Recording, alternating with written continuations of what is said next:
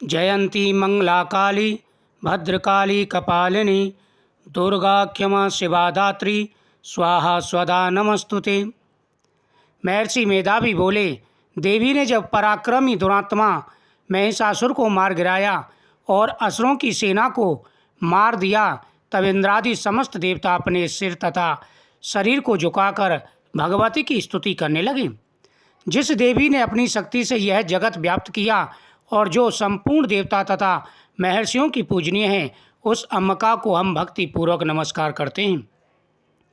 या देवी सर्वभूतेषु मा शक्तिरूपेण संस्थिता नमस्तस्यै नमस्तस्यै नमस्तस्यै नमो नमः। वह हम सबका कल्याण करें, जिस अतुल प्रभाव और बल का वर्णन भगवान विष्णु, शंकर और ब्रह्मा जी भी नहीं कर सके, वही चंडिका देवी इस संपूर्ण जगत का पालन करें और अशुभ भय का नाश करें। पुण्यात्माओं के घरों में स्वयं लक्ष्मी रूप हो और पापियों के घर में तुम अलक्ष्मी रूप हो और सतकुल में उत्पन्न होने वालों के लिए तुम लज्जा रूप होकर उनके घरों में निवास करती हो। हम दुर्गा भगवती को नमस्कार करते हैं। हे देवी, इस विश्व का पालन करो। हे देवी, हम तुम्हारे अचिन्त्य रूप का किस प्रकार वर्णन करें। असुरों का नाश करने वाले भारी पराक्रम तथा समस्त देवताओं और दैत्यों के विषय में जो तुम्हारे पवित्र चरित्र हैं, उनका हम किस प्रकार वर्णन करें। हे देवी, त्रिगुणात्मका होने पर भी तुम संपूर्ण जगत की उत्पत्ति का कारण हो। हे देवी, भगवान विष्णु, शंकर आदि किसी भी देवता ने तुम्हारा पार नहीं पाया। तुम सब को अभय देती हो, आश्रय देती हो। यह संपूर्ण जगत तुम्हारा ही अंश रूप है, क्योंकि तुम सबकी आदिभूत प्रगति हो। हे देवी, तुम्हारे जिस नाम के उच्चारण से संपूर्ण यज्ञों में सब देवता तृप्ति लाभ करते हैं, वह स्वाहा तुम ही हो। इसके अतिरिक्त तुम पितरों की तृप्ति का कारण हो, इसलिए हम सबको स्वधा कहते हैं। हे देवी, वह विद्या जो मोक्ष को देने वाली है, जो अचिंत्य महाज्ञान स्वरूपा है, तत्वों के सार को वश में करने वाले, संपूर्ण दोषों को दूर करने वाले, मोक्ष की इच्छा रखने वाले मुनिजन जिसका अभ्यास करते हैं, वह तुम ही हो। तुम वाणी रूप हो और दोष रहित ऋग तथा यजुर्वेद की एवं उद्गीत और सुंदर पदों के पाठ वाले सामवेद की आश्रय रूप हो। तुम भगवती हो। इस विश्व की उत्पत्ति एवं पालन के लिए तुम वार्ता के रूप में प्रकट हुई हो और तुम संपूर्ण संसार की पीड़ा हरने वाली हो। हे देवी, जिससे सारे संसार को जाना जाता है, वह मेधा शक्ति तुम ही हो और दुर्गम भव सागर से पार करने वाली नौका तुम ही हो। लक्ष्मी रूप से विष्णु भगवान के हृदय में निवास करने वाली और भगवान महादेव द्वारा सम्मानित होकर गौरी देवी तुम ही हो।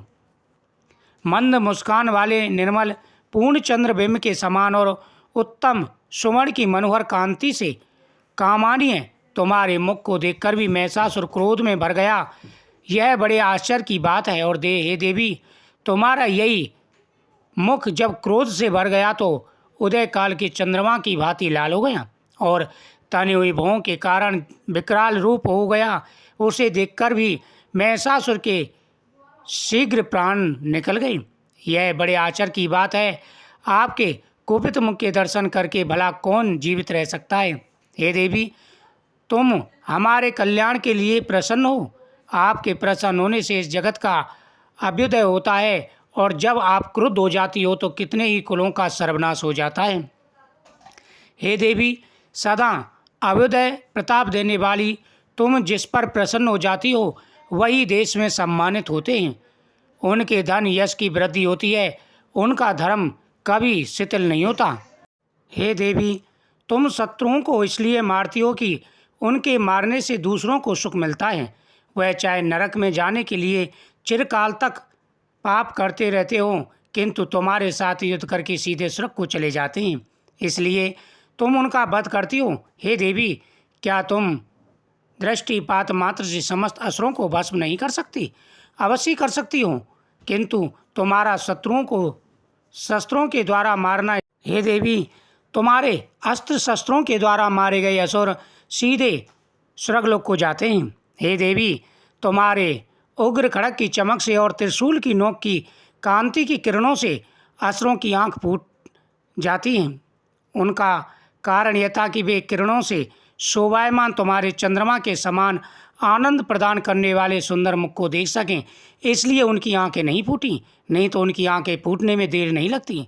हे देवी, तुम्हारा शील बुरे वृत्तांत को दूर करने वाला है और सबके कल्याण के लिए तुम्हारी कृपा दृष्टि बरसती है, जो ना तो कभी चिंतन में आ सकता है और ना जिसकी दूसरों से कभी तुलना हो सकती है। तुम्हारा बल व पराक्रम शत्रुओं का नाश करने वाला है। इस तरह तुमने शत्रुओं पर भी दया प्रकट की। हे देवी, तुम्हारे बल की किसके साथ बराबरी की जा सकती है तथा शत्रुओं को भय देने वाला इतना सुंदर रूपी और किसका है।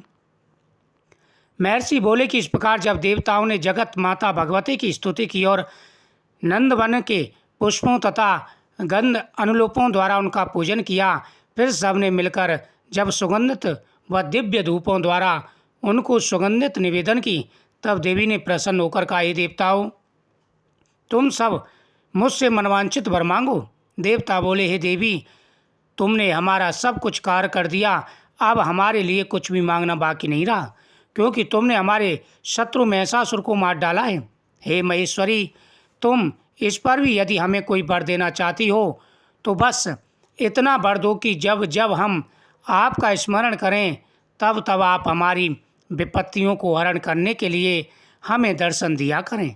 हे अम्बिके, जो कोई भी तुम्हारी स्तुति करे तुम उसको सभी विपत्तियों से मुक्ति प्रदान करना, धन सुख समृद्धि और वैभव देना, उनके धन और स्त्री आदि संपत्ति बढ़ाए और सदा हम पर प्रसन्न रहना। महर्षि बोले, हे राजन, देवताओं ने जब जगत के लिए तथा अपने लिए इस प्रकार प्रश्न किया तो बस तथास्तु कहकर देवी अंतर ध्यान हो गई। हे भूप, जिस प्रकार तीनों लोकों का हित चाहने वाली यह भगवती देवताओं के शरीर से उत्पन्न हुई थी, वह सारा वृत्तांत मैंने तुमसे कह दिया। और उसके पश्चात दुष्ट असुरों तथा सुम निशुम का वध करने और सब लोगों की रक्षा करने के लिए जिस प्रकार गौरी देवी के शरीर से उत्पन्न हुई थी, वह सारा वृत्तांत में यथावत वर्णन करता हूँ, वह ध्यान से सुनना चाहिए। किस प्रकार देवी ने असुरों का वध किया, किस प्रकार से देवी ने शुम निशुम आदि का वध करके देवताओं को अभय प्रदान किया।